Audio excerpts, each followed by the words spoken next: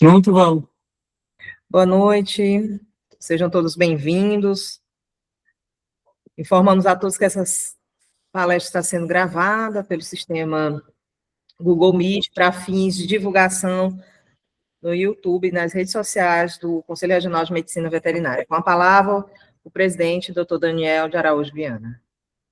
Bom, boa noite a todos e a todas. Eu queria dar as boas-vindas àqueles que estão aqui com a gente, aos que vão entrar depois.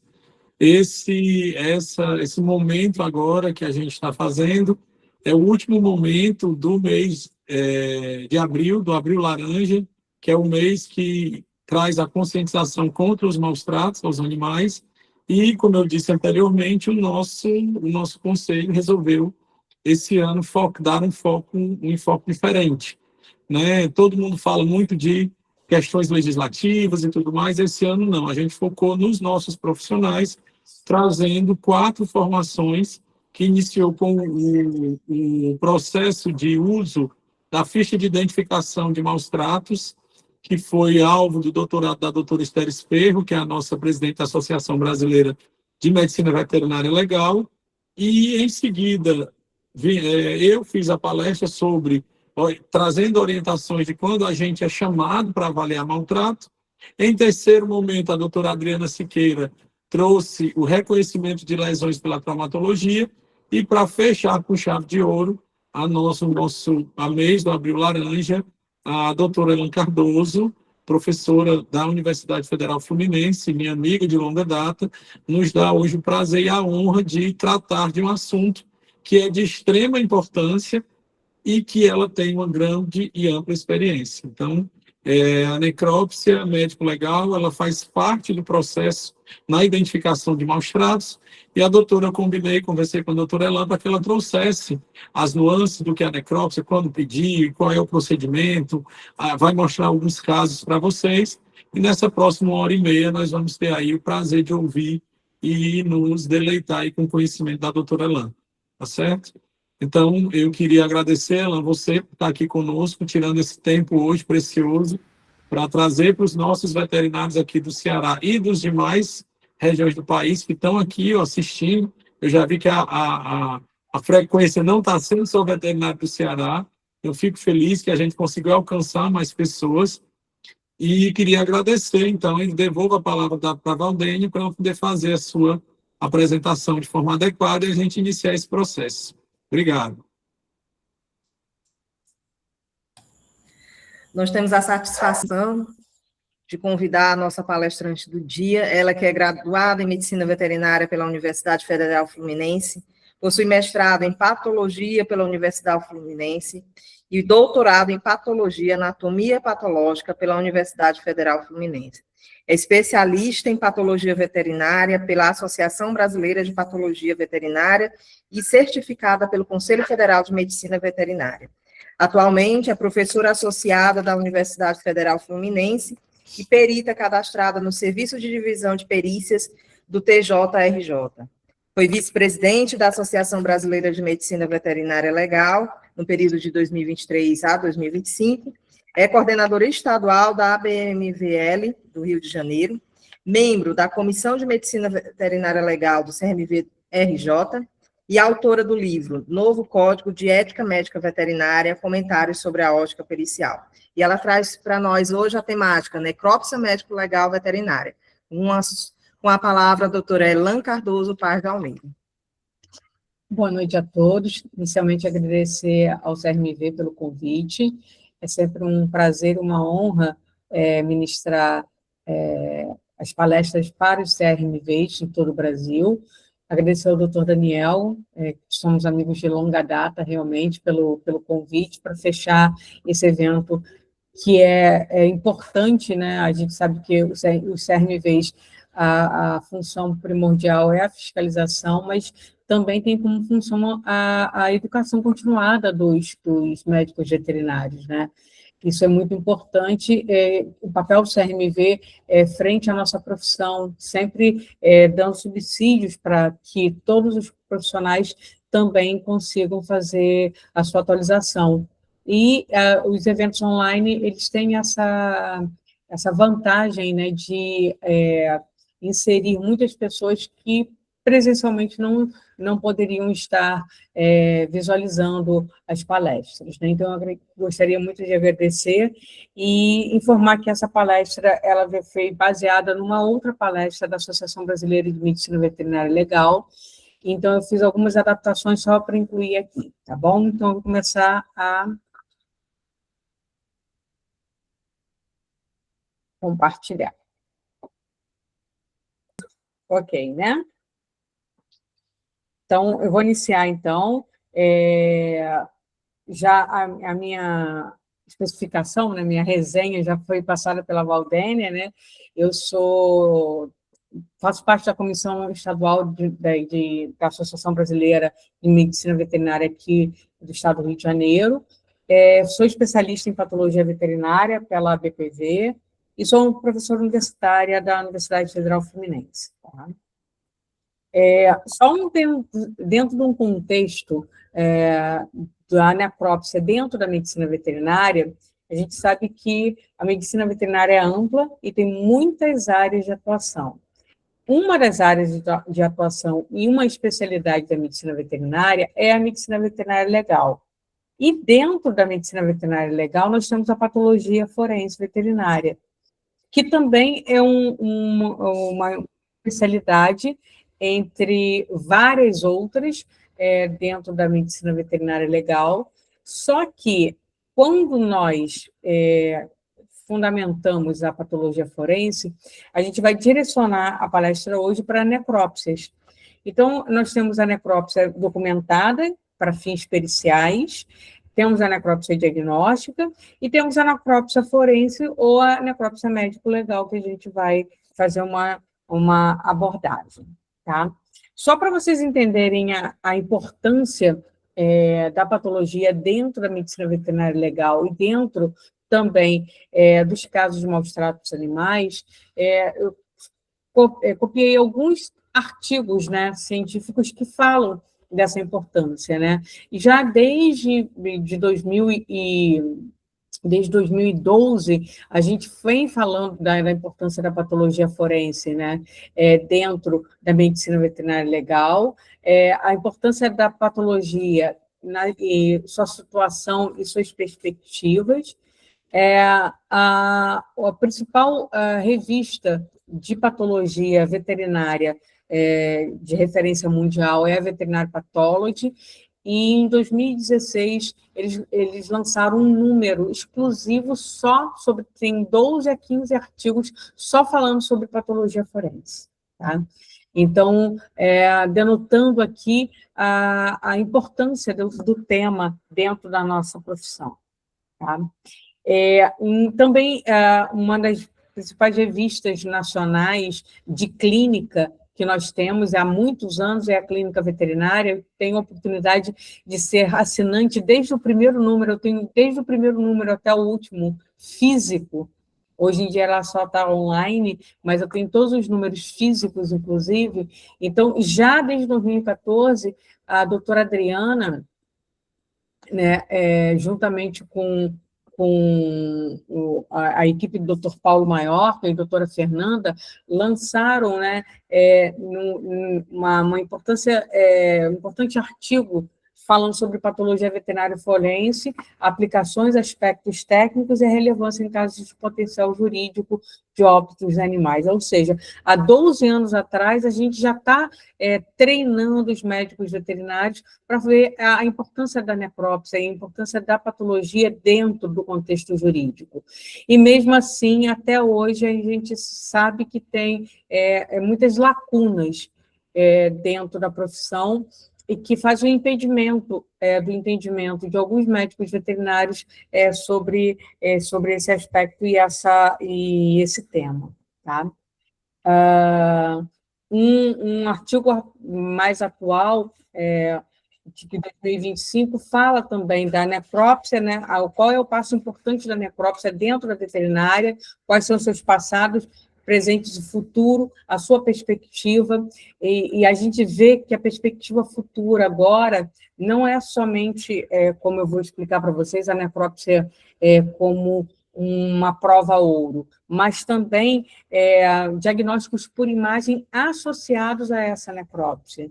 Então, nós temos a radiografia forense, nós temos a ultrassonografia forense, a tomografia e a ressonância magnética, que elas podem ser utilizadas também como mecanismos associados à necrópsia. E tem alguns trabalhos, né, que fazem a comparação entre esses diagnósticos por imagem relacionados à necrópsia. Um deles, acabou de defender uma aluna, a qual eu fui co-orientadora aqui na Federal Fluminense, onde ela comparou os achados radiográficos e os achados anatomopatológicos de felinos domésticos, e ver a comparação, que realmente são exames complementares e que auxiliam muito a necrópsia.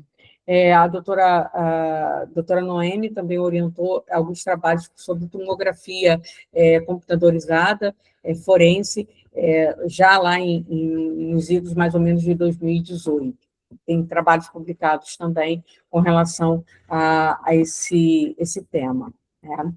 E também a gente tem que entender o valor da necrópsia, né, dentro do contexto da saúde única, aonde a gente vai dar informações, né, quando você fala de uma única saúde, a gente vai dar informações epidemiológicas, casuísticas de morte dos animais, principalmente relacionados, pode ser ao contexto do maus-trato dos animais, como é o tema desse abril laranja, mas também de doenças emergentes e reemergentes, que podem surgir durante esse contexto e com a necrópsia, não somente com diagnósticos laboratoriais, mas também a necrópsia, ela vai auxiliar muito a desenvolver todo o padrão que você faz a patogênese dessa nova doença ou do ressurgimento de doenças que já, teoricamente, já não se apresentavam naquela localização, tá? E complementando, só para finalizar essa parte de literatura, a gente pode ver que não é só na medicina veterinária, mas também na medicina humana, tem um trabalho também recente falando das mortes evitáveis, ou seja, uma revisão sistemática sobre as discordâncias diagnósticas clínicas e o diagnóstico após a realização de autópsias em humanos, né? Então, a gente tem que ver a importância também, não de se criticar o clínico ou o cirurgião, mas sim complementar o seu diagnóstico, que às vezes ele pode ser positivo ou negativo com relação ao seu atestado de óbito. E é claro que quando você está na clínica ou na cirurgia, você está baseado em sinais e sintomas e alguns diagnósticos por imagem que podem ser confirmados ou não durante o exame necroscópico. Então, a importância realmente é caracterizar esses exames e fazer como um complemento à clínica e auxiliar também, tanto ao clínico quanto aos cirurgiões e aos profissionais de maneira geral, médicos veterinários, se as suspeitas deles estão concordantes ou não, e o que a gente pode melhorar até mesmo no diagnóstico do animal em vida.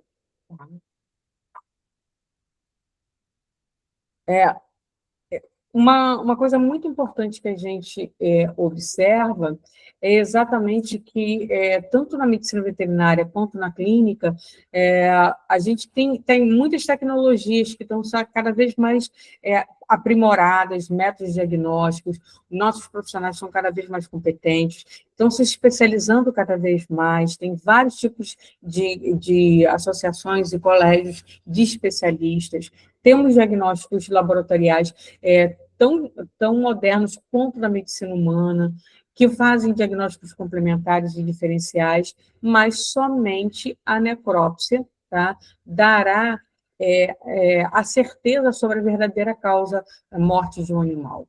Porque nem todos essas tecnologias elas estão acessíveis a todos os nossos clientes e seus responsáveis. Então, a necrópsia ela com certeza, realmente, a necrópsia sendo considerada um padrão ouro entre todos os procedimentos diagnósticos. Então, com isso, a gente relata alguns autores que fazem essa afirmação também. Então, a necrópsia, né, ela é considerada um padrão ouro para a determinação da causa-mortes, porque ela vai permitir a avaliação direta das lesões, a correlação clínico-patológica completa, além de servir como base e validação diagnóstica para o profissional médico veterinário, também para investigações forenses, tá? Então, a fundamentação teórica e de bases científicas, ela está bem padronizada. Com isso, por que a gente vai fazer a realização da necrópsia? Por que ela é fundamental? Claro que o principal objetivo dela é chegar ao diagnóstico. Diagnóstico é o conhecimento da causa-morte, da etiologia. Qual o agente etiológico que foi o fundamental, o principal para determinar aquela morte? Mas a gente sabe que você tem a causa principal, você tem as causas correlatas, e você também tem uma série de aspectos que podem estar contribuindo para essa morte do animal, tá? Então, a necrópsia é fundamental para confirmar o diagnóstico, refutar, esclarecer, modificar ou estabelecer esse diagnóstico. Além disso, ele evita ou corrige erros no diagnóstico, como também faz a coleta de materiais, para você fazer uma pesquisa mais aprofundada, porque nem sempre, somente realizando o exame macroscópico, se chega a uma causa-morte. Precisa, muitas vezes, o exame anatomista-patológico, correlato, como também outros exames laboratoriais. E aí vai uma gama muito grande de exames, né? Exames laboratoriais que vocês podem coletar como exame toxicológico, como exame de PCR, como exames químicos. Então, uma série de fatores estão ali relacionados e que podem auxiliar. E, para isso, eu preciso da necrópsia exatamente para não só comprovar e fotodocumentar todos esses aspectos, mas também para coleta de materiais, tá? Então, é uma coisa muito importante a gente ter que falar que a necrópsia é um procedimento que ele não pode ser refeito. Tá? É claro que eu posso fazer uma segunda, uma terceira necrópsia de um animal quando foi realizada a primeira, sim, mas nunca vai ser a mesma, os mesmos aspectos que a gente viu na primeira vez. Eu posso fazer a exumação no animal, sim, mas o primeiro momento em que você faz a necrópsia, ele é o momento ouro para tudo. Então, é rico em ensinamentos, né, que vai permitir a emissão de um diagnóstico seguro, e não realizar ou realizar de forma incompleta vai corresponder a desperdiçar uma série de informações que são muito relevantes. Então, o que a gente tem que entender também dentro da nossa rotina hoje em dia, tanto de pequenos animais como para grandes animais, ou em animais silvestres, animais que a gente chama, hoje em dia a gente chama de pet não convencional, é a necrópsia com potencial jurídico. Né? Essa necrópsia com potencial jurídico, ela vai caracterizar maus tratos, como as palestras anteriores já colocaram para vocês, tá? Dentre eles, maus tratos, você pode ter intoxicações exógenas, e essas intoxicações elas podem ser acidentais ou intencionais, traumas, como foi a palestra da doutora Adriana, que me antecedeu em algumas semanas, os erros médicos veterinários, que hoje em dia a medicina humana, ela fala exatamente... Só um minutinho, ela fala exatamente relacionado à falha de prestação de serviço no serviço de saúde. Eles estão começando a trocar o termo erro médico, que vem imprudência, imperícia e negligência. As imperícias e as negligências que podem ser provocadas por falhas em todos os procedimentos, desde a entrada do animal numa clínica, ou no hospital veterinário, ou com qualquer procedimento cirúrgico, ou qualquer falha em todos os aspectos que a gente vai fazer essa avaliação desse animal, e, é claro, no caso de óbitos. Então, existe um trabalho que eu acho muito interessante, apesar dele ter quase 10 anos, tem 9 anos atrás, mas ele fez uma comparação de diagnóstico clínico e patológico em cães e gatos. Tá? É só um minutinho. Deixa eu só parar o compartilhamento, um segundo.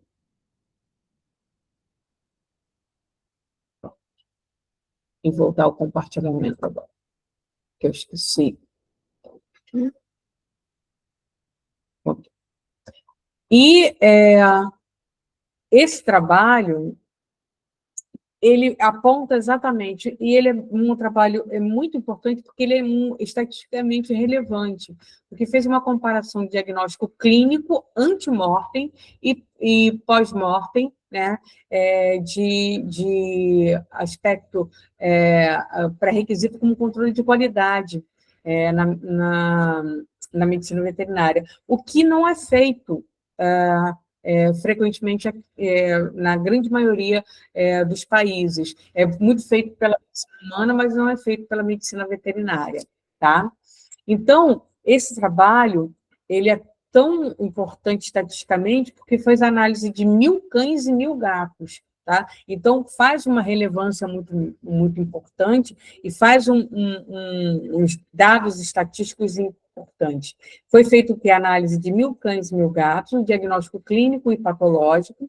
Dentre esses, a gente pode comprovar que 73,8% dos gatos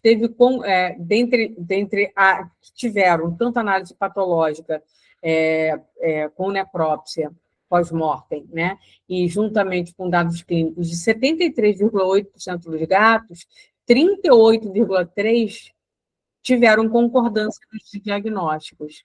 E no cão foi mais ou menos a percentagem semelhante de 79,8% dos cães que tiveram os dois diagnósticos, tanto clínico quanto pós-mortem, 36,6% tiveram concordância.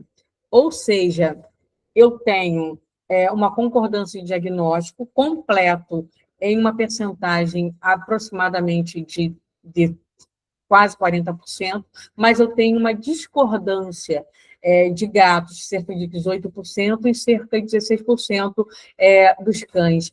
Isso aqui que é importante, isso aqui que pode parecer juridicamente, e o colega médico veterinário pode ser processado, indicando que ele pode ter tido uma falha nessa prestação de saúde e pode ter cometido imprudência, imperícia ou negligência. Tá? Então, essas falhas aqui, essas discordâncias, muitas vezes são por causa de limitações típicas da clínica veterinária comum, né?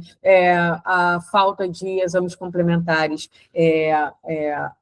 num tempo preciso para fazer o diagnóstico, a ausência daquele responsável, daquele animal, da necessidade daquele exame, que muitas vezes é a vulnerabilidade social daquele responsável, que não tem realmente o custo do exame é muito elevado e ele não tem dinheiro para pagar.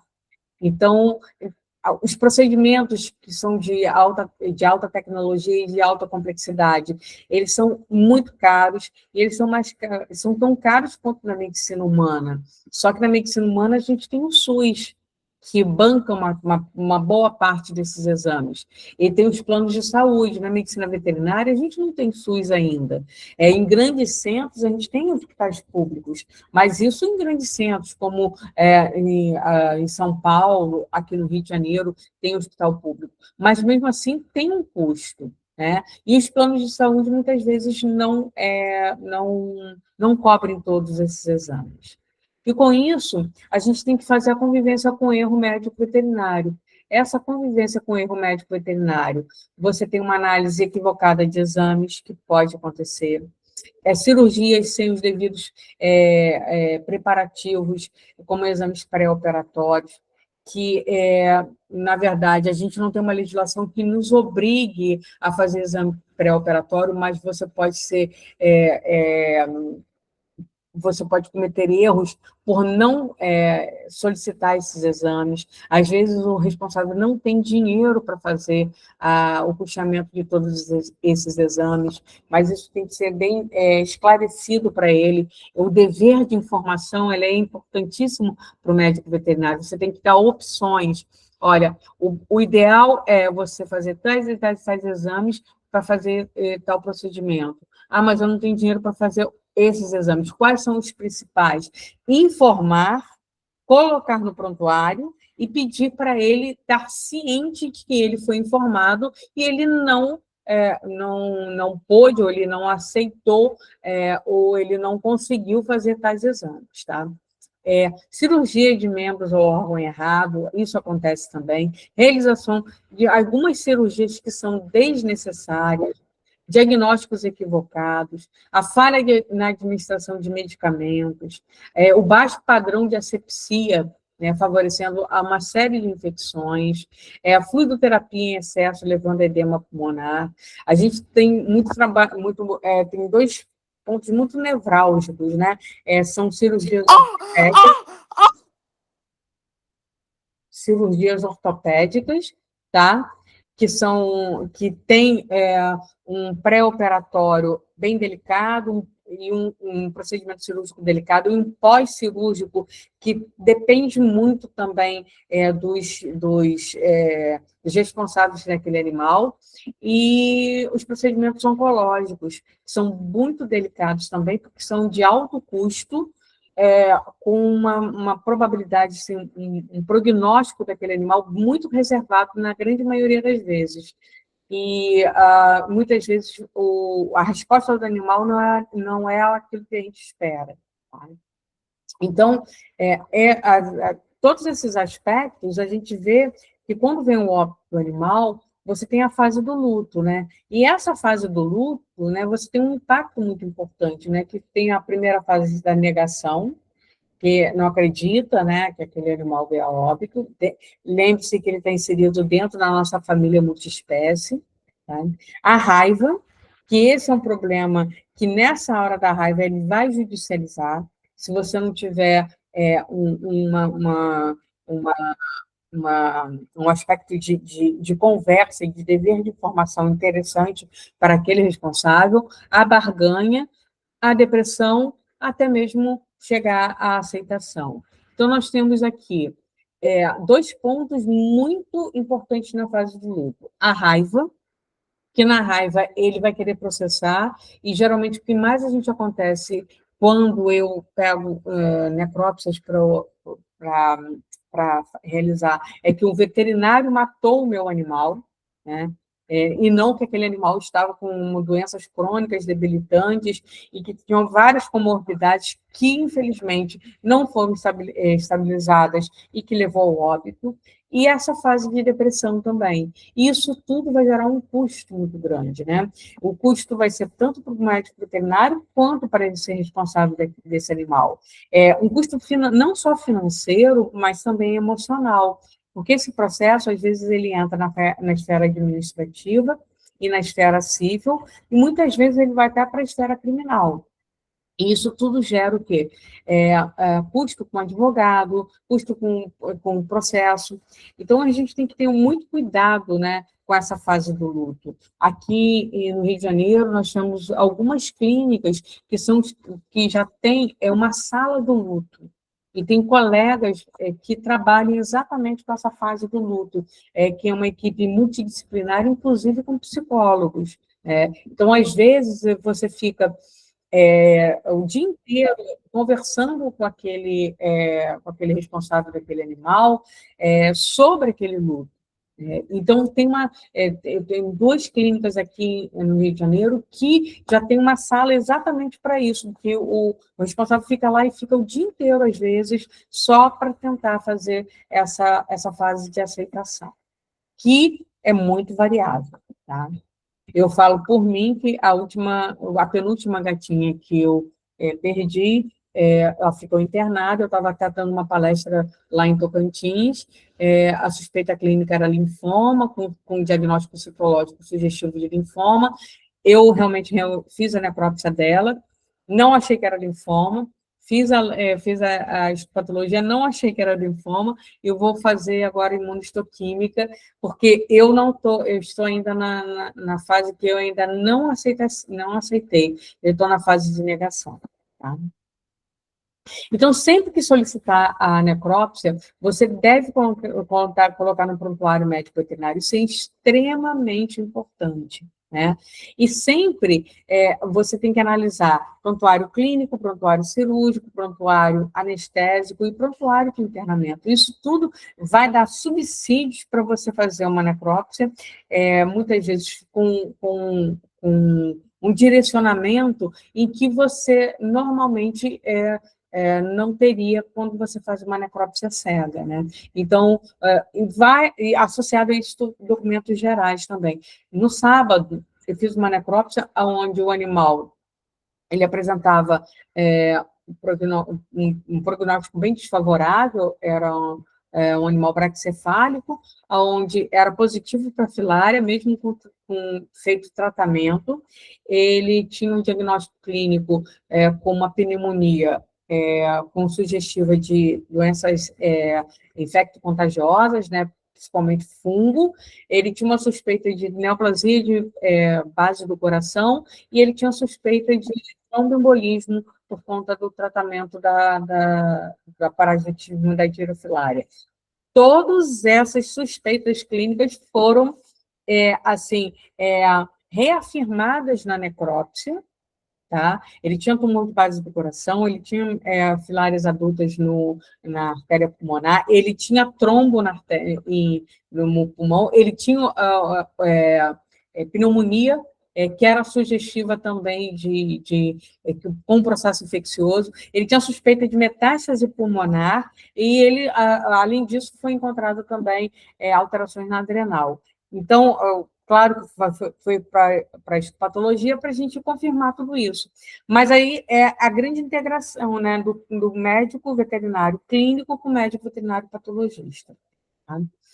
E sempre existe uma legislação, que é a base do prontuário médico veterinário, que é muito importante, que é a resolução 1321, que, em caso de óbito, deve ser registrada no prontuário as informações exigidas no artigo 8º, né, que é sobre atestado de óbito. Então, no atestado de óbito, você deve ter indicar a cidade, a unidade de federação, a identificação, a hora, o dia, o mês e o ano, a identificação da provável causa-mortes, a orientação quanto à destinação ambientalmente adequada do cadáver, mas não tem uma indicação para necrópsia, tá? Mas a gente recomenda sempre indicar a necrópsia para todo o óbito do animal, relatar isso no prontuário médico e informar o que é o exame de necrópsia e todos os aspectos que ele podem ser positivos para o diagnóstico, para confirmar ou refutar esse diagnóstico, e lembre-se que é uma provável causa-morte, que vai ser confirmada ou não. Lembre-se daquele artigo que eu montei para vocês, que cerca de 17% a 18%, o diagnóstico clínico é completamente discrepante do diagnóstico patológico. Tá? E com isso, se o animal vier a óbito, né? Qual procedimento que a gente deve fazer? Primeiro, atualizar imediatamente o prontuário médico veterinário, botando todos os dados e a suspeita da causa-mortes, fazer o registro conforme o artigo 8º da Resolução 1321, fazer e guardar cópia da solicitação de exame pós-mortem, e informar ao responsável daquele animal que há necessidade da necrópsia. E se ele não quiser fazer a necrópsia, você relatar no prontuário que foi informado e que houve recusa daquele responsável do animal, apesar de todas as explicações, de que ele não quis realmente realizar a necrópsia. Tá? Só para ter o contexto que é importante, a gente teve um caso muito emblemático agora, que foi o caso Orelha, lá em Santa Catarina, e aonde foi feito um relatório, né, daquele animal, que foi constatado clinicamente que ele tinha alguns casos de trauma, mas não foi feito, era um animal comunitário, não foi feita radiografia, não foi feito a necrópsia daquele animal, e foi feito, ele foi enterrado e depois de algum tempo foi exumado. Então, com isso, você perde uma série de informações. Se já tivesse inicialmente indicado a necrópsia, talvez a elucidação desse caso teria sido muito mais rápido e você tem materialidade muito mais presente no caso do que realmente, infelizmente, aconteceu, né? E se for eutanásia, né? Incluir parecer com a evolução do prognóstico desfavorável do paciente, incluindo procedimentos e tentativas realizadas, os resultados de exames, a avaliação dos parâmetros que identificaram o sofrimento e que não tinha possibilidade de cura para o paciente. Lembre-se que a gente não pode induzir a eutanásia, porque no nosso código de ética isso não é permitido. A gente pode informar que existe, que o animal está em sofrimento e colocar opções. Sempre o responsável do animal é que decide, tá? Se for o caso da eutanásia, fazer o termo de consentimento livre esclarecido, assinado, tá? E datado, e realizar a eutanásia segundo o estabelecimento da nossa resolução 1000, tá? E registrar também no prontuário médico veterinário todo o procedimento. Então, o que é a necrópsia, né, na verdade? É uma série de observações e intervenções que são efetuadas no cadáver com o objetivo de esclarecer a causa da morte, certo? Mas a gente tem dois tipos de necrópsia. A necrópsia chamada anatomoclínica, anatomopatológica ou não judicial, que a grande maioria é o que a gente realmente aprende nos bancos das universidades, e a necrópsia forense, ou médico legal ou judicial, que nem sempre ela é passada para os profissionais, para os estudantes médicos veterinários, porque existe uma disciplina chamada medicina veterinária legal, ou perícia veterinária, que ela não é obrigatória, o conteúdo ele é obrigatório, mas a disciplina não. Então, na minha universidade, por exemplo, ela é optativa. Então, você pode optar por fazer ou não a disciplina de perícia veterinária, ao qual eu sou a docente responsável, e que eu dou exatamente esse aspecto de diferença. Mas, em algumas outras universidades, nem esse tema ali é abordado, em outros já é uma disciplina obrigatória, tá? Então, a diferença realmente está nos objetivos e nas relevâncias, tá? E, com isso, a gente só vai citar algumas diferenças entre a necrópsia anatomoclínica, ou anatomopatológica, ou não judicial, que ele deve ser realizada por um médico anatomopatologista, preferencialmente. Agora, aqui a gente fala das competências e das capacitações ou habilidades.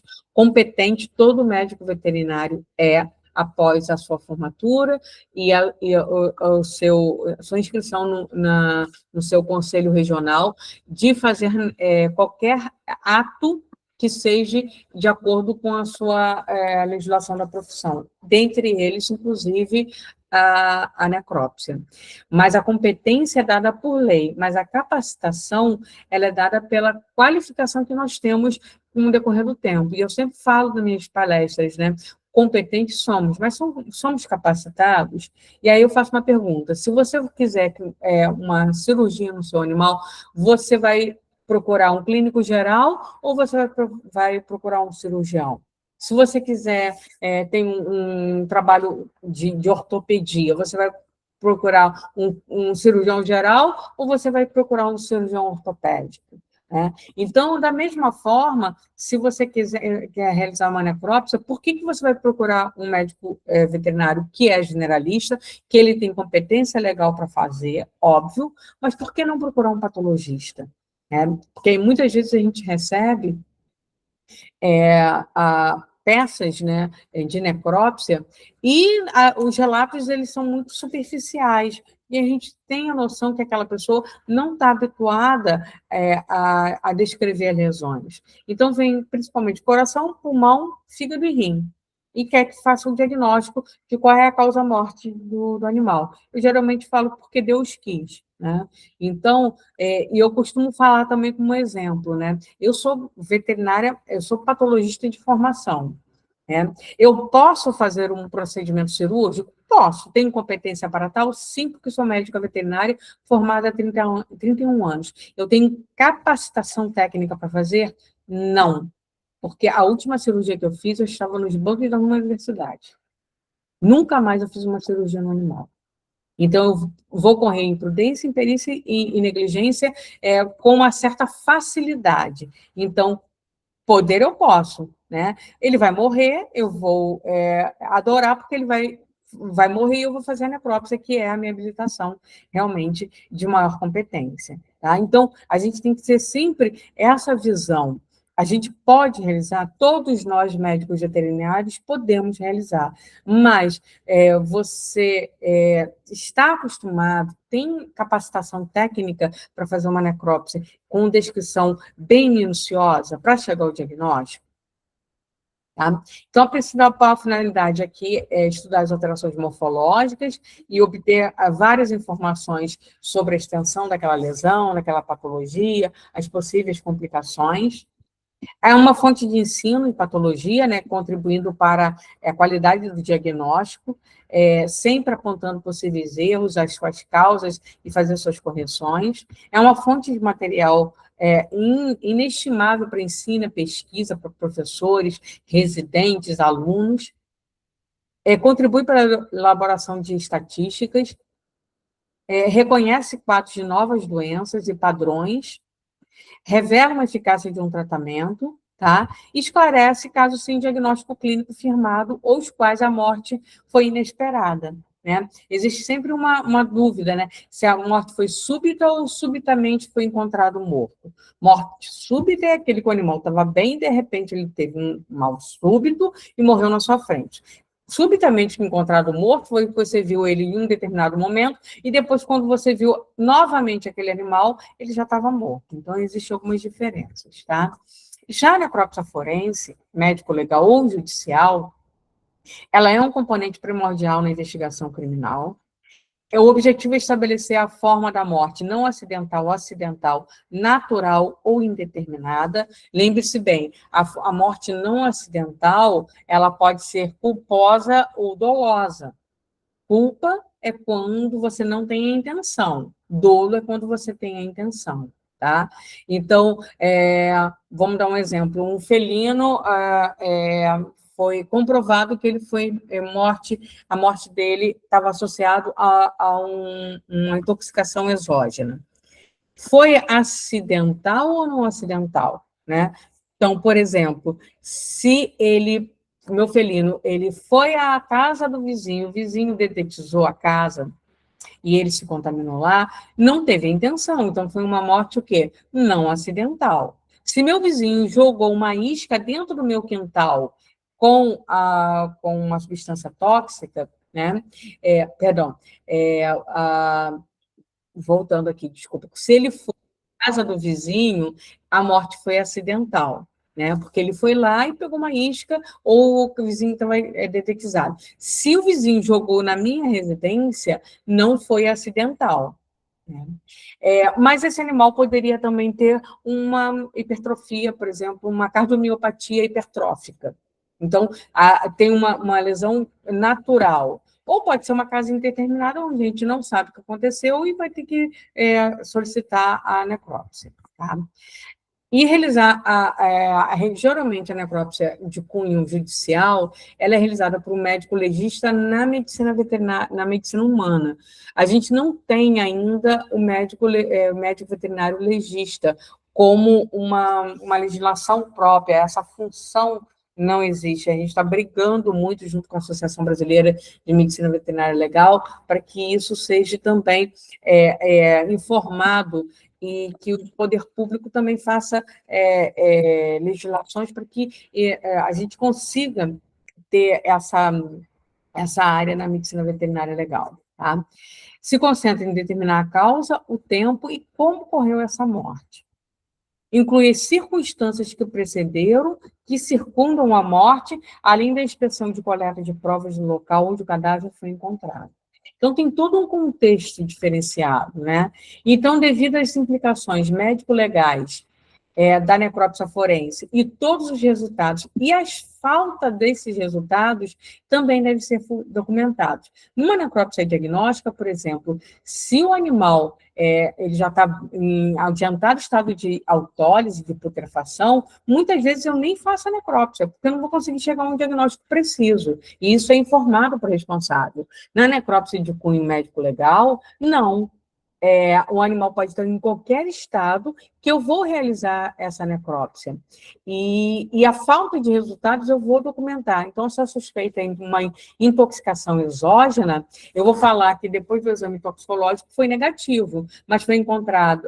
Então, não foi positivo, mas eu falo esse resultado e falo que foi encontrado.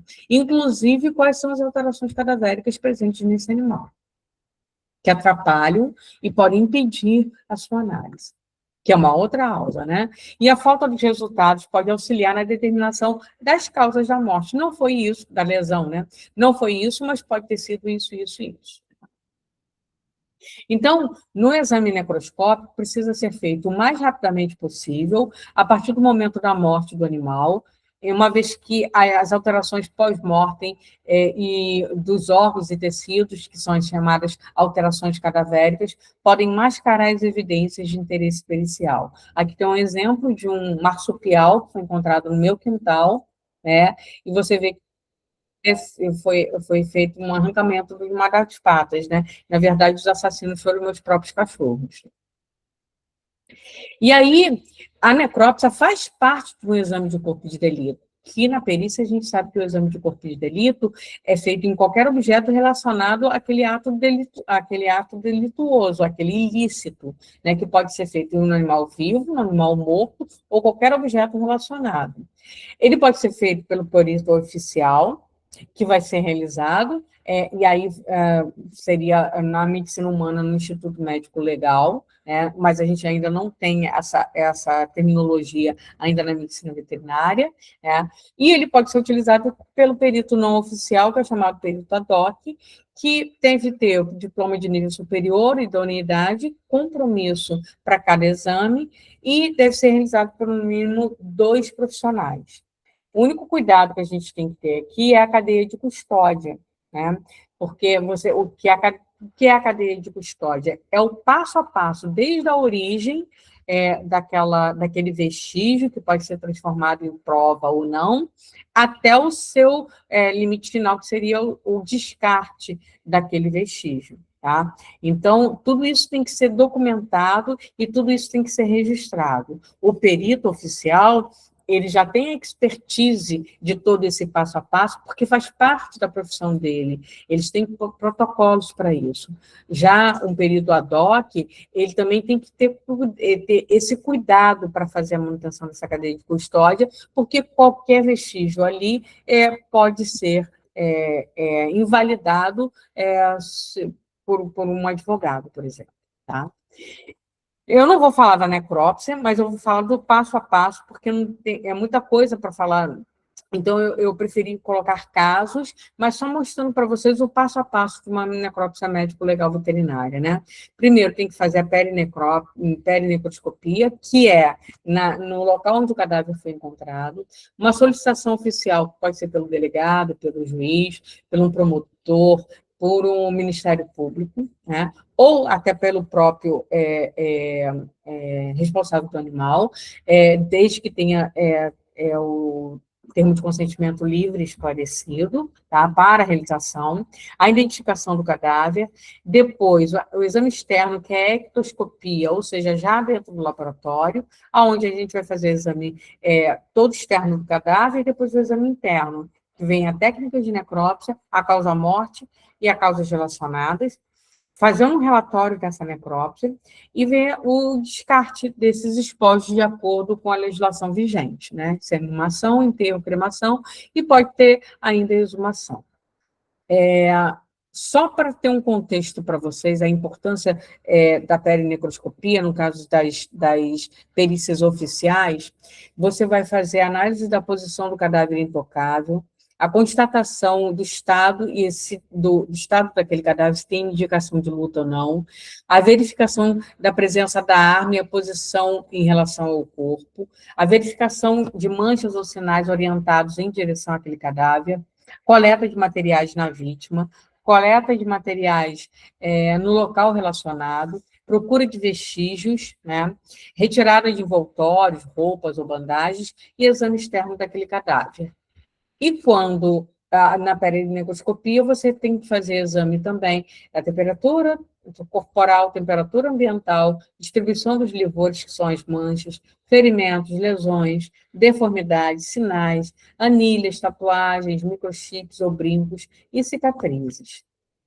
Só para vocês terem um contexto, né? A solicitação geralmente é uma das partes, a autoridade oficial, médico veterinário ou familiares ou responsável daquele animal. A identificação você tem que fazer na perinecroscopia e durante a necrópsia também, para confrontar se aquele animal que você está recebendo é o mesmo cadáver, tá? Então, espécie, sexo, nome, pelagem, microchips, ferimentos. Você tem que fazer a registração durante a necrópsia das características permanentes, que é a resenha, e as temporárias, que podem ser relacionadas àquele caso, tá? Então, por exemplo, cães, SRDs, você tem de vários. Como é que você vai identificar cada um deles? Você tem que fazer uma resenha, tem que fazer uma descrição, né? Então, esses aqui são os meus animais. Então, eu tenho pelo curto, pelo comprido, creme, caramelo, portes diferentes. E se for felinos? Qual é o padrão da pelagem? Tudo isso tem que estar descrito. E se for equinos? Tem que estar associado à resenha. Se for animais jovens, você tem que caracterizar a dentição. A dentição do equino, ela dá muito mais direciona muito mais para a idade do animal do que dos carnívoros. E a tatuagem? Faz parte? Está realmente registrado? Se está registrado, em que associação está registrada? Se é a associação de zebuínos, se é a associação, por exemplo, dos cães, há quanto tempo está registrado? E aqui você tem a tatuagem, que é permanente, e também tem características temporárias, por exemplo, você tem tricotomias aqui. Tá? Os brincos, conferir se aquele brinco também realmente daquela resenha, se está registrado ou não, as marcas a fogo, e o microchip, né? Lembre-se que um animal que não é da nossa fauna, ele deve ser microchipado, e alguns animais devem ser microchipados, por exemplo, na Europa, todos, principalmente na Inglaterra, todos os animais, pelo menos cães e gatos, eles são microchipados. Aqui na Prefeitura do Rio de Janeiro, também é de obrigatoriedade fazer microchipagem dos cães, tá? Tem um guia de identificação das aves traficadas no Brasil, né? Se vocês quiserem só baixar, bota no Google Guia de Identificação de Aves Traficadas no Brasil, que fica disponível o PDF, tá? E a identificação de aves é mais complicada ainda, né? Vem o tamanho, o formato do bico, a coloração do seu bico, os padrões de plumagem, tá? E, é claro, quando você tem a anilha, né? A anilha, os animais são registrados. Isso aqui é uma anilha antiga, tá? Não é anilha recente. E aí vem outras características que você tem que comparar também, se a anilha é verdadeira ou não, se ela está fraudada ou não, se existe fraude também colocado no animal com a bitola diferente, se tem fratura ou não, tá? E existe também a impressão nasal, que é utilizada, tem um trabalho de identificação biométrica em bovinos pelo espelho nasal, que você vai tirar fotos e vai colocar um pré-processamento num programa de computador, você tira essas 3 fotos e é como se fosse realmente a impressão digital. Então, você já fez a identificação, aquele animal pertence realmente àquele que você vai fazer a necrópsia, tá?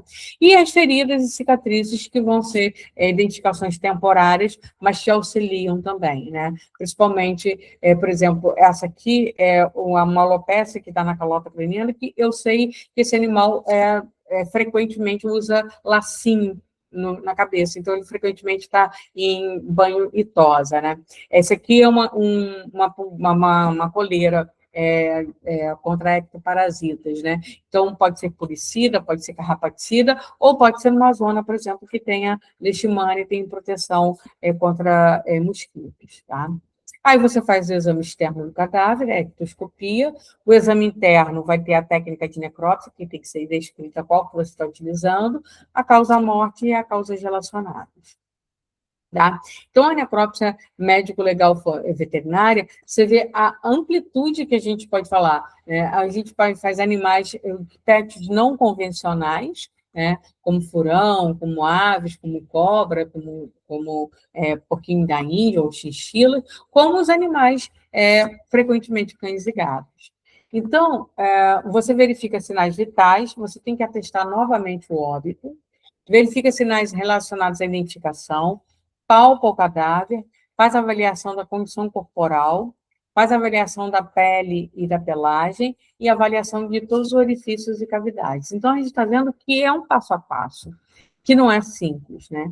E você faz a fotografia de corpo inteiro com identificação. Aqui está faltando uma escala métrica e está faltando a identificação do animal. Em decúbito lateral direito, esquerdo, dorsal e external. Com todo o animal para ver as manchas e caracterizar essa resenha.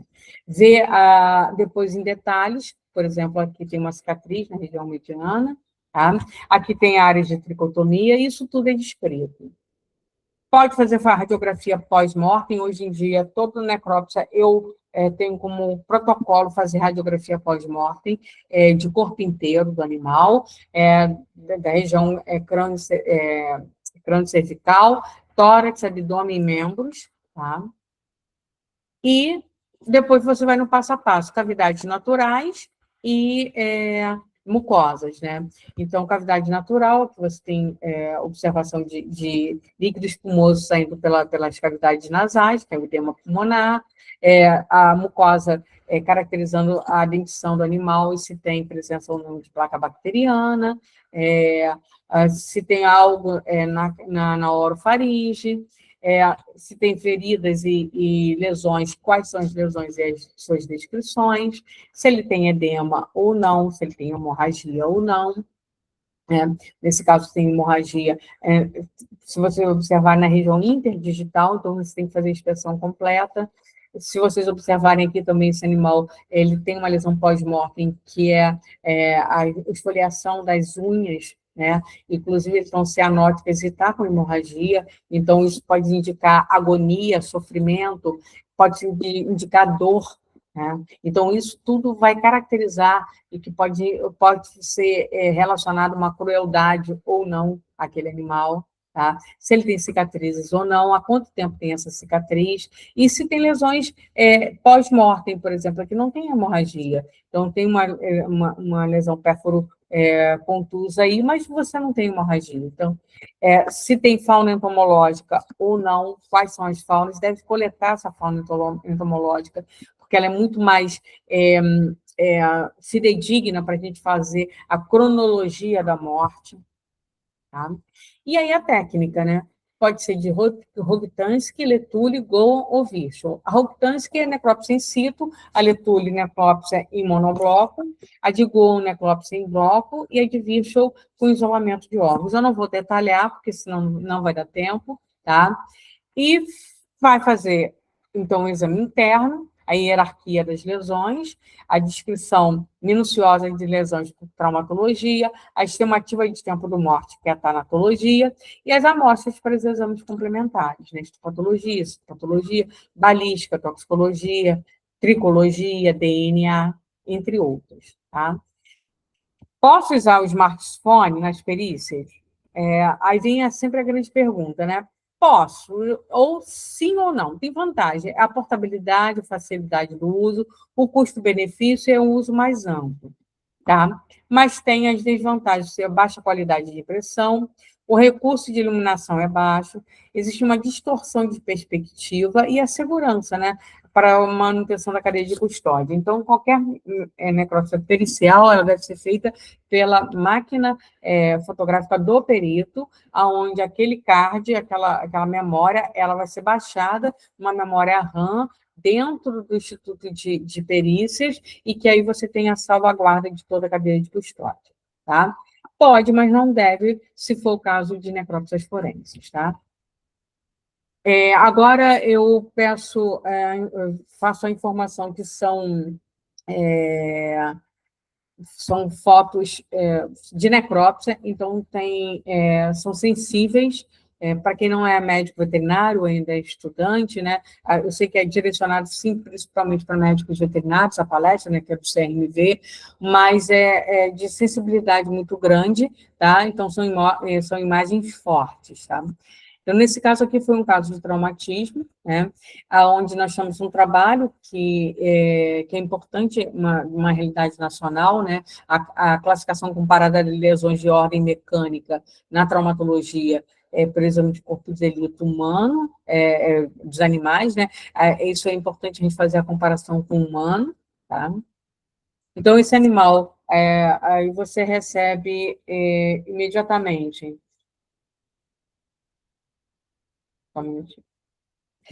Você recebe um gato preto, né? A primeira coisa que você pensa é gato preto, né?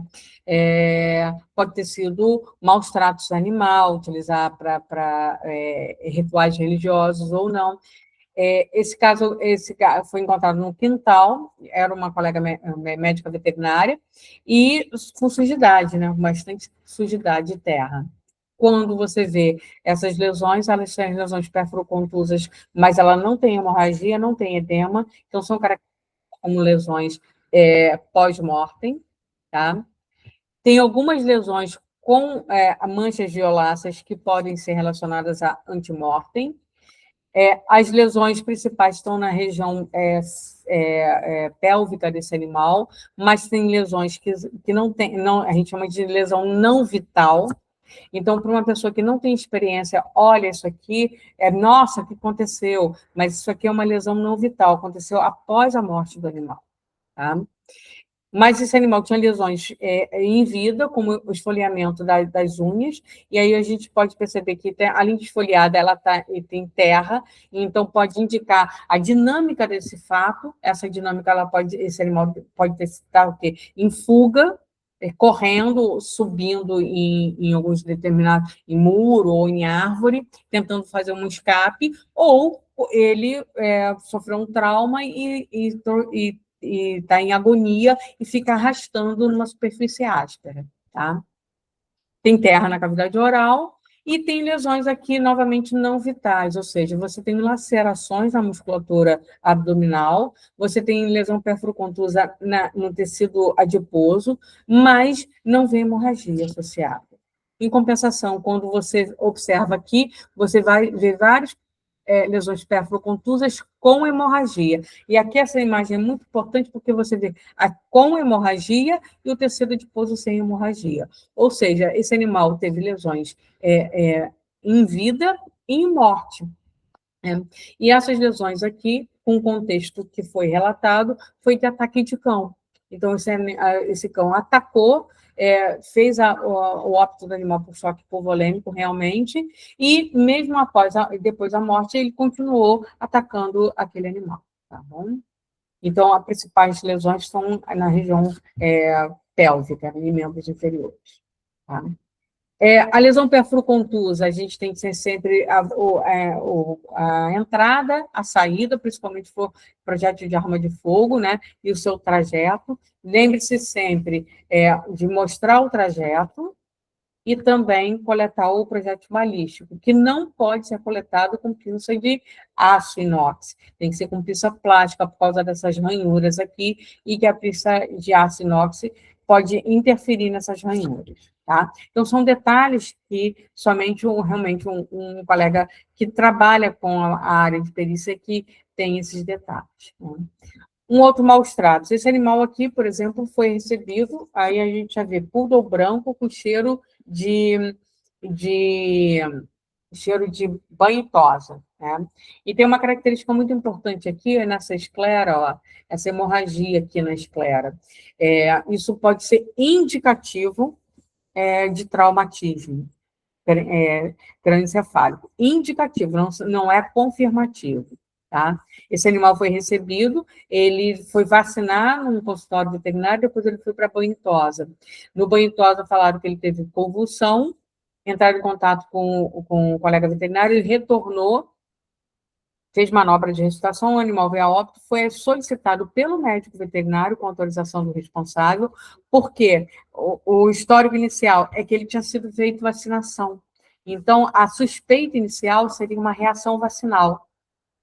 Então, por isso que foi que a médica veterinária, o médico veterinário que foi, solicitou, pediu autorização, né? Então, o que acontece? Quando eu comecei a fazer o procedimento, eu fiz já no rebatimento da pele, era uma necrópsia diagnóstica, não era uma necrópsia pericial, tá bom? Você já viu o hematoma na região subcutânea. Quando foi feito o rebatimento da musculatura da região craniana, você vê hemorragia. Quando você abre a calota craniana, bastante hemorragia. Não tinha uma fratura, mas só a movimentação já foi suficiente para concussão cerebral, tá? E aí, você vê a hemorragia aqui na região da dura mater, né? Não tinha fratura nenhuma, e aí foi entrar em contato, perguntou o que aconteceu, eu falei que foi um trauma exógeno e expliquei o que tinha acontecido, né? Aí ela falou, não, mas esse animal era meio bravio mesmo, mas eu liberei para fazer banho e tosa, e aí, o que eu faço agora? Eu falei, procura um advogado, né? Porque algo aconteceu. Esse animal trouxe um trauma. Agora, o que aconteceu, eu não posso falar. Eu não posso dar a intencionalidade, eu dou a materialidade. A materialidade é que esse animal teve realmente um trauma, tá bom? Exógeno, contuso. Intoxicação é um grande gargalo que a gente tem também, que é que tem casos de várias suspeitas, né? Então, também tem um trabalho da equipe do Dr. Paulo Maiorca e a tese da doutora Adriana Siqueira, que trabalha é um pouco antigo, mas são dados nacionais, né? Que de 30% de casos de maus tratos em gato recebidos na necrópsia do departamento lá da USP, cerca de 75,39% era de intoxicação exógena intencional por carbamato, pelo óleo de carne, né? Então, eu também fiz um trabalho de necrópsia diagnóstica, de cães e gatos, né? Na verdade, foi encontrado 12,1% de intoxicação de necrópsia diagnóstica, e dentre esses, 47% era de carbamato também. E é o chumbinho, o famoso chumbinho, né? Então, o animal apresenta hemorragia, né? A gente observa hiperemia, hemorragia em subcutâneo, em pele também, pulmonar, né? Isso aqui é o pulmão, isso aqui é o fígado do animal, rim, tá? O sistema nervoso central, bem que aqui também está com inibição tem alteração cadavérica, que é inibição hemolítica, tá? E quando foi feito o exame toxicológico, lembre-se bem, reforçando a palestra da doutora Adriana, exame toxicológico, ele é que é o confirmativo para a suspeita de intoxicação. Eu preciso isolar a substância. Não adianta eu ter todos os achados e não ter a substância isolada. Então, nesse caso aqui, foi positivo tanto para fosforado quanto para carbamato. Como o chumbinho ele é falsificado, ele é ilegal, a gente não sabe exatamente qual substância que está presente nele. Então, pode ter mistura de outras substâncias também, tá? Típico do chumbinho é esse aspecto aqui, ó, esse grânulo enegrecido que não se dissolve facilmente. Mas eu já fiz várias necrópsias que eu não encontrei isso, eu suspeitei pelos achados e pelo contexto da história, e eu... Ok. Ok, Daniel. E eu, mesmo assim, fiz exame toxicológico, e no exame toxicológico deu positivo para carbamato, tá bom? Um outro quadro é a doença contagiosa ou infecciosas, né? Nesse caso aqui, era um manicum de um grande gatil famosíssimo, né? E que clinicamente ele estava com positivo, foi diagnosticado peritonite infecciosa felina, e deu positivo nos exames clínicos, de PCR e tudo mais, mas mesmo assim solicitou a comprovação da necrópsia, tá? Nós encontramos efusão, né, serofibrinosa em cavidade torácica e abdominal. Essas placas de fibrinas são típicas da peritonite infecciosa, tá? Edema pulmonar, né? As placas no peritônio, na pleura também. O teste, né, de dossimazia hidrostática, né, tanto positiva quanto negativa. Esse aspecto de clara de ovo bem típico, né, da efusão da pifa efusiva, tá? E no rim você vê essas placas de fibrina, e o exame histopatológico característico também de peritonite infecciosa felina. Então, aí vem o caso, o animal foi comprado com alto valor zootécnico e um alto valor, né? Esse animal veio contaminado do gatil, ele se contaminou durante o transporte ou ele se contaminou dentro daquele responsável. Então, aí, o fato, a materialidade, é que ele foi positivo para isso. Agora, em qual ponto que foi caracterizado essa contaminação, aí vem todo um contexto exatamente de todos os aspectos, que aí tem um assistente técnico que vai auxiliar ao advogado, porque isso tem aí um envolvimento de defesa do consumidor, né? Um crime ambiental, por exemplo, isso aqui foi uma apreensão que teve na Rio-São Paulo, 373 passeriformes foram encontrados nas portas do carro. Era para prender drogas e encontrar os animais, né? A grande maioria morreu, foi congelado, né? E o TCC de uma aluna minha foi sobre isso. Então, a gente pode encontrar aqui, ó, principalmente essas lesões aqui, ó, na calota craniana, e que foi caracterizado por causa do piquinho, ele bate, né? E aí, por estresse um ao outro, num espaço menor, né? Faz o trauma. Baixo score corporal, com a proeminência de quilha, a gente pode perceber. Nenhum dos animais tinha anilha, né? Então, eram todos da nossa fauna e de vida livre. E outra característica importante para a gente materializar aqui, ó, essas feridas aqui próximo ao bico, porque ele fica no espaço menor, e aí eles batem na grade da gaiola, e também pode ter fraturas de asa, fraturas de pernas. Tá? Um caso exemplificado de imprudência, né? Esse caso aqui foi um animal que fez manobras de ressuscitação, mas não foi informado que foi feita a manobra de ressuscitação. Né? Tinha bastante sangue, né? Tinha hemoperitônio, com bastante característica de coágulo, e essas fraturas hepáticas, né? Tinha um grande coágulo que foi retirado. Então, tem que se informar que foi feita manobra de ressuscitação, mas essa manobra de ressuscitação não foi feita de acordo com a técnica necessária. A gente sabe que na manobra de ressuscitação, inclusive em humanos, às vezes pode até mesmo que fazer a fratura de costela, né? Mas se você usar a técnica adequada, isso é minimizado, tá? E agora vou finalizar, né, com alguns casos de interesse forense para vocês, tá? Então, um deles, eu tenho 15 minutos, porque eu cheguei, começou atrasado, então eu estou no tempo ainda, tá? Animal chegou à clínica em parada cardiorrespiratória, sem pulso, ausência total de batimentos cardíacos e movimentos respiratórios, estava em óbito, com sangramento nasal bilateral e sangramento através da cavidade oral, tá? E ele era um Spitz alemão, aquele lulo da Pomerânia, né?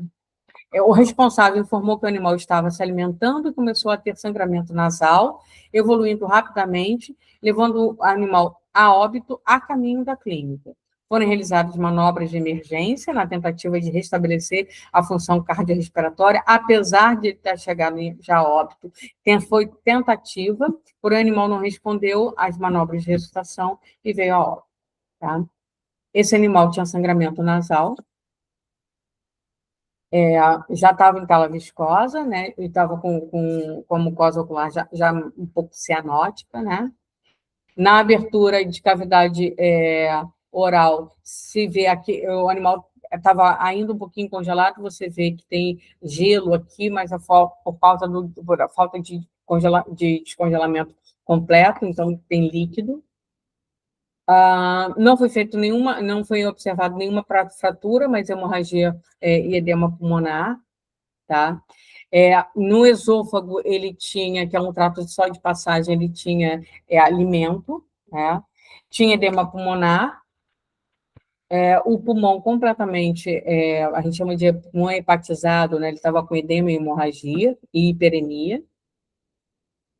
O coração foi observado coágulo na câmara ventricular direita e também tinha na esquerda, que esse aqui foi retirado, mas tinha um pouquinho de sangue aqui. E o estômago, como relato do responsável, né, repleto de alimento semi-digerido recente. É um outro aspecto que a gente tem que observar, que o patologista vê. Você vê que a marcação da própria ração, né, em pellet, e não teve nem tempo de fazer a digestão desse animal. E ele estava com o estômago repleto, ele realmente tinha acabado de se alimentar, né? Não tinha fratura, mas quando a gente abre a calota craniana, apesar que tem um pouco de alteração cadavérica ou indepsão hemolítica, mas eu vi na região peridural esse coágulo, tá? O cérebro está com hiperemia, tá? Nesse primeiro aspecto, a gente não pode sugerir nada, mas foi feito. A primeira suspeita do óbito foi trauma, né, devido ao tamanho do animal e a presença de sangramento ativo nas vias aéreas superiores e na via oral. Isso era suspeita do médico veterinário, que era refutada terminantemente pelo responsável do animal, dizendo que não era possível.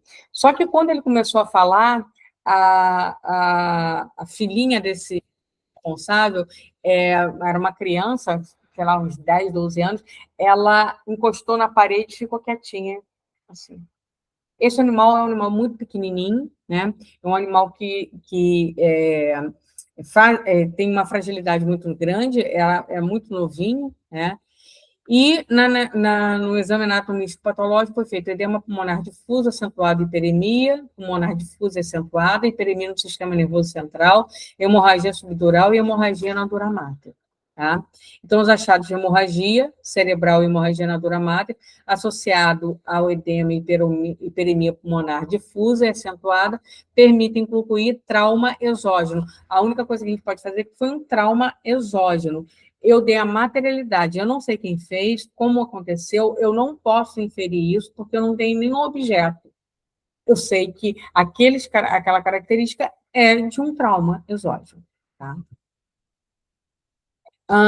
Outro caso, para a gente finalizar aqui, o animal faleceu às 7 horas da manhã, era um felino, foi mantido sob refrigeração, e o responsável relata que saiu de casa pela manhã e que o paciente não apresentava alterações comportamentais ou clínicas. Ao chegar à noite, observou o paciente intensamente prostrado. Ao acordar, encostou em uma poça de sangue e o paciente próximo chegou para atendimento já em óbito. O paciente não é vacinado, não castrado, não fazia uso de medicações. Paciente apresentando estrutura arredondada de aproximadamente 5 centímetros em região abdominal visualmente. Então, também não teve atendimento clínico, já chegou em óbito, tá? Era um felino preto também. E aqui vem uma outra característica que vocês podem perceber, que é uma lesão vital, né? Que é exatamente essas unhas esfoliadas. Semelhante ao que a gente falou lá de trauma, mas ele não tem terra, ele não tinha nada. Esse era o único histórico que a gente tinha. tá? Gato preto, a gente já imagina também, supõe, pode ter sido algum tipo de maus tratos, né? Então, as unhas esfoliadas, que pode denotar o quê? Fuga, agonia, dor.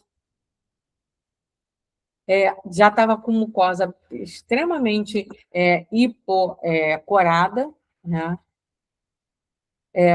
A mucosa oral também bastante hipocorada, e tinha esse sangramento exatamente aqui na região perineal, tá? Era uma fêmea, tinha sangramento na região perineal, aí a gente já pensa em outra situação, né? Será que foi abuso do animal? O relato não estava, o responsável trouxe o animal, mas será que foi alguma coisa? Então, a gente vai fazendo análise. Tinha uma certa hemorragia na região subcutânea, não tinha alteração pulmonar, nem cavidade torácica, o pulmão estava com característica normal, coração também, o fígado um pouquinho em noz moscada, não tinha edema pulmonar, só que quando eu abro a cavidade abdominal, a primeira coisa que eu vejo é esse aspecto aqui de uma massa com um aspecto bem avermelhado, vermelho vinhoso, característico de hemorragia, né? E quando eu vou começando a dissecar com bastante hematoma, né? E aí esse hematoma, tem essa hemorragia, teve esse hematoma, está vindo de algum lugar. Então, a gente começa a investigar, e aí, quando eu retiro os órgãos, aqui tem um sistema geniturinário, aqui é um rim direito, esse aqui é um rim esquerdo dele. E esse era o rim dele. Tá? Então, era uma neoplasia renal, que não foi diagnosticada clinicamente, e que ela fez a ruptura e deu esse grande hemorragia, e esse animal veio a óbito por conta disso. Então, depois da peça fixada, esse é o aspecto do rim dele, e esse aqui era o outro rim, estava tentando compensar esse que já não funcionava mais, tá?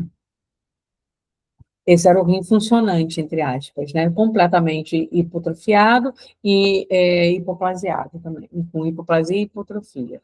Então, o diagnóstico foi nefrite intersticial, linfocitária, multifocal e fibrose em rim direito, hematoma perirenal esquerdo, adenocarcinoma papilífero renal unilateral esquerdo, né? E o conjunto de achados permite a conclusão de a causa-morte foi o choque hipovolêmico, né, por causa da grande hemorragia, ruptura de grandes vasos, da neoplasia, né, e nesse caso, esse animal, a causa base dele foi realmente a neoplasia. Então, estou mostrando dois casos que têm duas suspeitas, né, e principalmente nesse segundo caso, que a gente imaginou outras situações, e, na verdade, o animal tinha uma neoplasia, tá? Só vou falar um caso de exumação. Exumação, nesse caso, se for judicial, a gente tem que averiguar a causa exata da morte, esclarecimentos, detalhes, a identificação, se tem contradição do diagnóstico ou não, a confirmação do diagnóstico e se tem necessidades sanitárias ou não. Por mais avançado que esteja o estado de decomposição, é sempre possível chegar a algumas evidências com relação à exumação, tá? Então, tem um trabalho publicado desde 2023, né, lá da USP também, da orientação da doutora Cláudia Momo, orientada foi a doutora Celina, que estuda exatamente os casos de aspecto de exumação em animais, de animais domésticos, animais de companhia, né? Eu peguei um caso, esse animal de alto valor zootécnico, que ele estava era um bulldog inglês, ele estava numa hospedaria, né, num hotel de cães, os responsáveis estavam na Europa e ele veio a óbito. Quando veio a óbito, foi comunicado, foi autorizado a fazer o enterro do animal num cemitério de cães, e depois se citou a suspeita, e então pediu para fazer a exumação, e eu fiz a exumação. Animal em aspecto de lutador, né, com enfisema, já está com timpanismo cadavérico, todos os livores em enfisema cadavérico, maceração, então em adiantado estado de putrefação já, né? E podem perceber que tinha fauna entomológica lá presente, né? Só que eu achei muito estranho, ele estava muito, muito inchado, né? Isso que não era enfisema cadavérico, parecia edema. Então, quando eu fiz a dissecção da região subcutânea, está muito brilhante. Então, tem edema e tem hemorragia aqui. Tá? Enfisema cadavérico bem caracterizado, timpanismo cadavérico, todos os livores, pseudomelanose, as alterações cadavéricas transformativas estavam bem presentes, tá? O estômago não encontrei nada, tirei um segmento de costela, porque eu pensei poderia ter sido trauma, não foi caracterizado. Por causa da cabeça, daquele aspecto, eu fiz uma radiografia pós-morte, também não foi caracterizado nenhum tipo de trauma, só que eu fiz exame toxicológico também, e foi positivo para carbamato.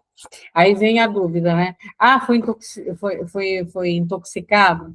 A gente não sabe se foi acidental ou intencional. A gente não dá intenção, a gente vai fazer o quê? A materialidade. Esse animal veio a óbito e foi positivo para a intoxicação por carbamato, então ele sofreu uma intoxicação exógena. O passo a passo de que isso vai enrolar, cabe ao responsável daquele animal se ele vai entrar na justiça ou não, já que a guarda daquele animal estava sob a responsabilidade de uma empresa que era o Hotel de Campos, tá? Então, a gente sempre tem que fazer a apuração da responsabilidade, né? A responsabilidade é o dano, a culpa é o nexo de causalidade, e a culpa está sempre em negligência, imperícia e imprudência. Negligência é a omissão, quando você deixa de fazer algo. Imperícia e imprudência é um ato comissivo, ou seja, você faz algo. Na imprudência, sem o devido cuidado, e na imperícia, quando não se sabe fazer, tá? Existe um manual de perícias médico-veterinários do CFMV, tá? É disponível, é só vocês entrarem no site do CFMV, vocês podem baixar, tá? E eu gosto sempre dessa frase da doutora Rosemary Bosch, né, lá de São Paulo, que agir de maneira diligente, ou seja, zelosa, cautelosa e com habilidade, perfeitamente ciente dos seus deveres profissionais adequados no contexto do atendimento médico-veterinário, tanto as circunstâncias de tempo e lugar, que mesmo assim não geram o resultado pretendido, né, ocorrendo a morte do animal, por exemplo, a gente tem que ver que é diferente de agir com culpa que gera o dano ao animal, né? Esse erro aqui é inexcusável. Então, a gente tem que sempre agir com diligência, sempre agir de maneira zelosa com os nossos animais, tá? Então, a atuação do médico veterinário nem sempre alcança o seu resultado esperado, que é a cura do animal. Mas se há ou não a responsabilidade civil, reside na aferição se houve ou não um ato ilícito. Algumas literaturas, né, o erro médico na veterinária, o que diz o Código de Ética e o Código Civil, está publicado na revista Clínica Veterinária, eu sou uma das autores, eu sou autora também do livro de Novo Código de Ética, comentários sobre a ética pericial. Se vocês quiserem adquirir, é só entrar em contato. E só lembrando, né, para finalizar, que existe maus tratos em todos os aspectos, né? E eu tenho um animal que foi adotado que sofreu maus tratos. Mel Vitória Maria Cardoso, né? No dia que ela chegou em casa, pele, osso, pulga, carrapato, sarna e parasitas. A única coisa que ela não tinha era saúde. Ficou internada durante 2 semanas e meu 13º, quando ela foi liberada, teve que fazer uma amputação em uma da orelha externa. No dia que ela saiu, vocês podem perceber o olhar triste, né? E bem a locomoção bem muito inchada. Ela, durante os 6 primeiros meses de vida, ela quase não andava. Esse aqui foi o primeiro Natal dela, né? E hoje, essa é a Mel Vitória Maria Cardoso. Tá? Então, vale a pena adotar, vale a pena, continua com todas as articulações, eu não posso tocar na articulação que ela me morde, né? E só lembrando também, todos os animais que, de uma forma ou de outra, contribuem, né? Todos os meus animais são adotados, o Daniel costuma falar que eu sou a louca dos gatos, eu já tive 50 gatos, né? Hoje são menos, são 20 A última contabilidade foram 23 gatos, né, a minha última contabilidade, mas todos são adotados, tá? E queria muito agradecer o convite do CRMV, né, e pela brilhante ideia de trazer profissionais da área que sabem, que militam na área da perícia, tanto na área de diagnóstico também, para mostrar a importância dos exames dentro do contexto da medicina veterinária, tá? E agradecer também a BMVL, porque essa palestra inicialmente foi montada para dar palestras pela associação. Finalizamos. Desculpa correr bastante, mas... É isso, doutora. Eu sei como foi difícil, gente, porque a doutora Elan gosta de falar tanto quanto eu. Eu queria, Elan, agradecer, né, esse momento aqui com você. Nós estamos tendo alguns problemas técnicos, pessoal, e eu não vou poder liberar para questionamentos, porque a gente está tendo um problema que a Valdênia me avisou e que nós vamos ter que receber, pegar as perguntas do chat, encaminhar para a doutora Elan e pedir que ela responda para vocês, tá bom? Então, eu peço desculpas, Elan, por esse momento, mas para a gente garantir que o chat vai ficar disponível, né, para todo mundo, a gente então pede que vocês encaminhem os questionamentos, tá certo? Muito obrigado, Ellen. Eu sei que seu tempo é corrido, trazer esse conhecimento aqui para nós, aqui do Ceará e para todos os presentes. Agradecer a todos vocês e dizer que no nosso conselho, lá na nossa página, na aba Denúncias, ela está em destaque, mas nós já estamos com o funcionamento da nossa aba de recepção de denúncia de maus-tratos, que serão encaminhadas para a polícia com o apoio do CRMV, obviamente, na questão de emissão do parecer técnico necessário. Doutora Elan, muito, muito, muito obrigado pela sua atenção e pela sua presença aqui conosco, pelo seu conhecimento, e eu agradeço a todos os presentes até o momento, a presença de vocês. Obrigado. Muito obrigada. Só aqui, ó, está na hora da janta, já está reclamando aqui, eu vou ter que sair também da sala, tá bom? Muito obrigada a todos pela presença, e obrigado pelos elogios também, fico à disposição de todos para responder. Um abraço forte para todos, pessoal, e assim a gente finaliza o nosso mês do Abril Laranja, e fiquem atentos que nós temos vários outros momentos em que a gente vai falar, continuar o nosso processo de educação continuada com vocês. Um abraço forte, boa noite para todos. Boa noite, até logo.